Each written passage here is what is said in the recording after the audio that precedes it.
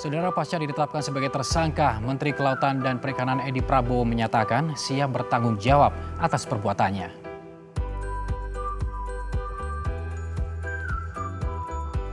KPK juga menetapkan Menteri KKP Edi Prabowo sebagai tersangka bersama dengan 6 orang lainnya. 2 diantaranya belum ditahan namun sudah ditetapkan sebagai tersangka dan KPK meminta keduanya untuk segera menyerahkan diri.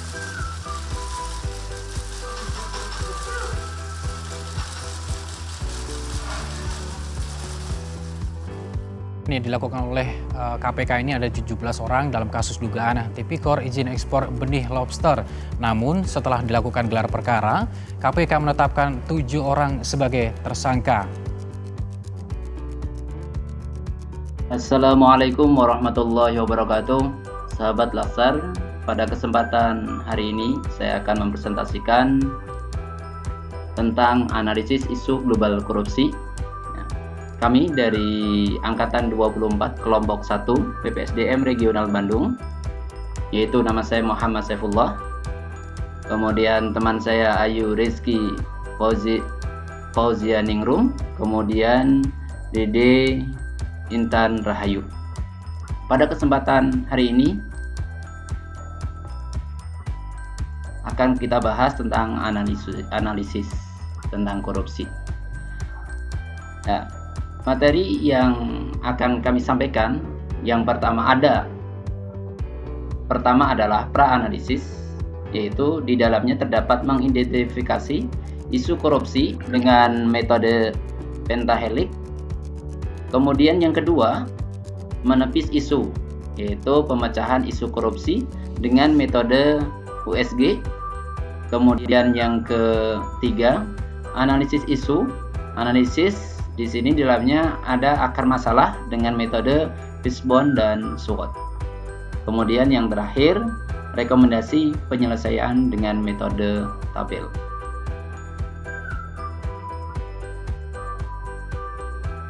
Sebelum masuk ke analisis isu, alangkah baiknya kita mengetahui apa itu korupsi.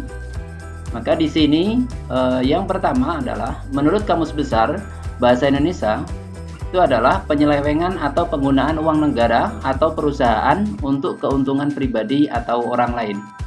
Kemudian, menurut Undang-Undang Nomor 31 Tahun 1999 adalah korupsi adalah tindakan setiap orang yang melawan secara hukum melakukan perbuatan memperkaya diri sendiri atau orang lain atau suatu korporasi yang dapat merugikan keuangan negara atau perekonomian negara. Setelah itu, kita juga harus mengenal apa saja macam-macam korupsi. Yaitu ada korupsi ekstraktif, yaitu modelnya suap dari penguasa kepada penguasa lagi untuk memudahkan usaha bisnisnya dan agar memperoleh. Selanjutnya, korupsi manipulatif, yaitu dilakukan pengusaha untuk mendapatkan kebijakan atau aturan atau keputusan agar dapat mendatangkan keuntungan ekonomi bagi dirinya. Kemudian yang ketiga adalah korupsi nepotetik atau kita kenal dengan nepotisme, yaitu perlakuan istimewa yang dilakukan oleh penguasa kepada sanak saudaranya, kerabatnya dalam rekrutmen atau pembagian aktivitas yang mendatangkan keuntungan sosial, ekonomi maupun politik. Kemudian yang keempat adalah korupsi subversif, yaitu pencucian kekayaan negara oleh para penguasa atau pengusaha yang merusak kehidupan bangsa. Penyebab, kalau kita lihat dari macam-macam korupsi tadi, bahwa ada penyebab korupsi. Yang pertama adalah dari teori Triangle Fraud, karena yang pertama adalah adanya tekanan. Yang kedua adanya kesempatan. Yang ketiga rasionalisasi. Kemudian yang kedua ada teori Robert Pittsburgh. Yang pertama adalah karena dia berkuasa atau kekuasaan. Yang kedua adalah monopoli yang tidak dibarengi dengan akuntabilitas. Kemudian ada teori John atau Jack Bond, karena adanya keserakahan, kemudian kesempatan, kebutuhan, dan pengungkapan. Saya akan mencoba membahas tentang kasus korupsi yang terjadi di Indonesia. Yang sedang ramai diperbincangkan saat ini yaitu korupsi bansos COVID-19.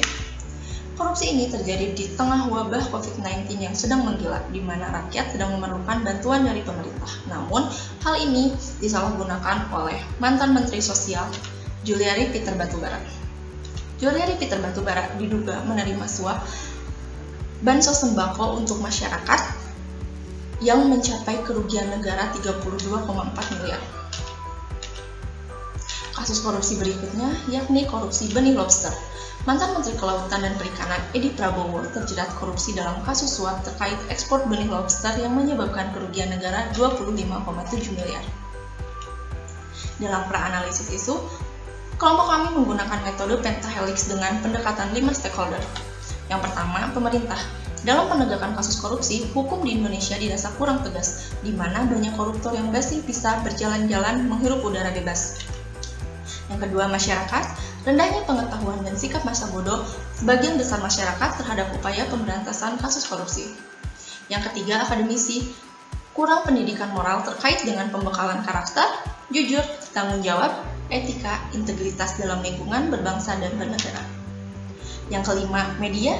Penyampaian media yang kurang menyeluruh dirasa lebih mementingkan rating dan keuntungan semata. Sisi lain, pengusaha masih rendahnya keinginan para pengusaha untuk membantu pemerintah mengkampanyekan anti korupsi di perusahaannya.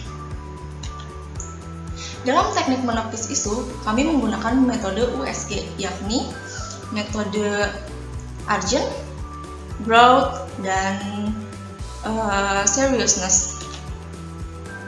Dalam metode ini, kami memberikan 3 kriteria dan 5 penilaian.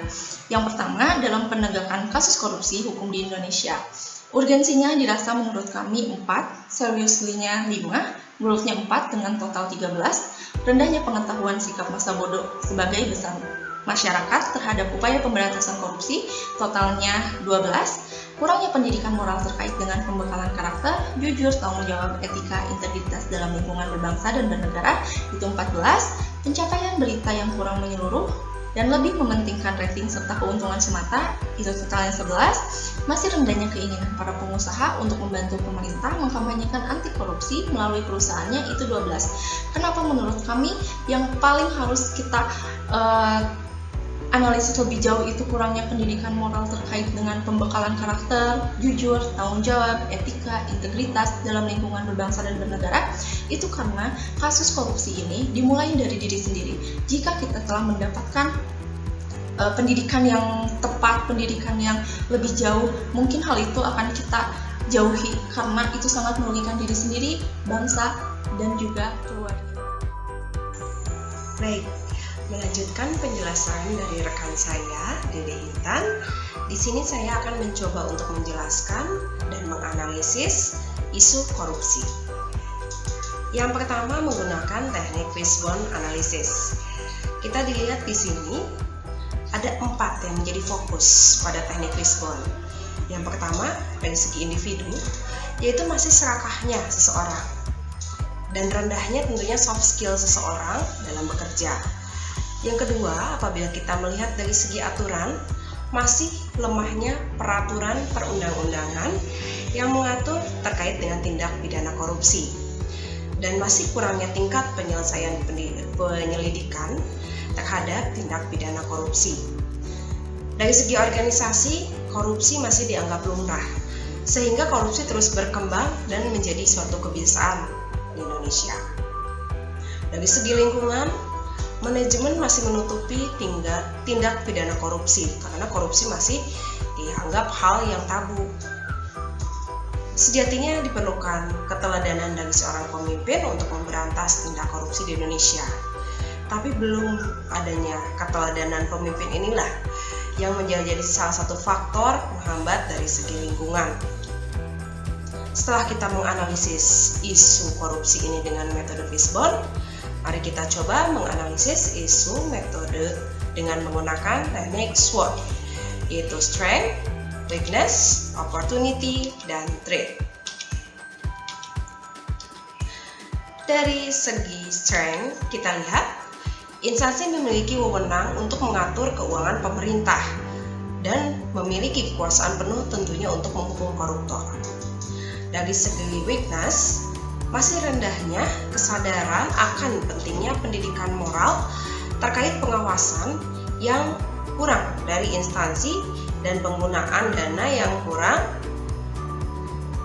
juga penyuluhan yang kurang dari pihak terkait dampak korupsi tersebut. Dari segi opportunity, seiring dengan kemajuan zaman dan teknologi, pemerintah dengan kewenangannya seharusnya bisa mengatur pendanaannya dengan baik.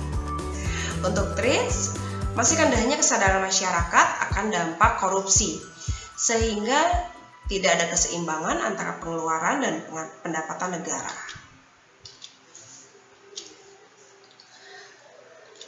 Berdasarkan metode USG yang sebelumnya telah dibahas oleh rekan saya, poin pentingnya di sini adalah kurangnya dasar pemberian pendidikan moral terkait dengan pembekalan karakter jujur, tanggung jawab, etika dan integritas dalam lingkungan berbangsa dan bernegara. Bagaimana sih alternatif penyelesaian terkait tindak pidana korupsi yang ada di Indonesia ini? Tentunya harus ada suatu revisi kurikulum pendidikan yang berfokus pada peningkatan soft skills sejak dini. Kita akan mengungkapkan bagaimana tahapan alternatif penyelesaian tindak pidana korupsi. Kita lihat dari segi pemerintah, seharusnya pemerintah melalui Menteri Pendidikan membuat suatu kurikulum yang dapat mendukung program anti korupsi. Dan dari segi akademisi, seharusnya melaksanakan kurikulum tersebut yang diterapkan oleh pemerintah. Nah, fungsi masyarakat di sini tentunya mendukung program pemerintah tersebut. Sedangkan pengusaha seharusnya bisa membantu pemerintah untuk menyelenggarakan pelatihan sesuai kurikulum tersebut. Media bisa membantu mempublikasikan agar informasi tersampaikan kepada semua pihak. Apa sih poin penting yang diharapkan di sini? Tentunya terbentuknya generasi penerus bangsa dan calon pemimpin yang berintegritas, jujur, bertanggung jawab, dan beretika. Mungkin sekian presentasi dari kelompok kami. Semoga bisa memberikan dampak yang positif khususnya bagi kami dan memberikan kontribusi yang positif juga terhadap kalian yang menyaksikan. Assalamualaikum warahmatullahi wabarakatuh.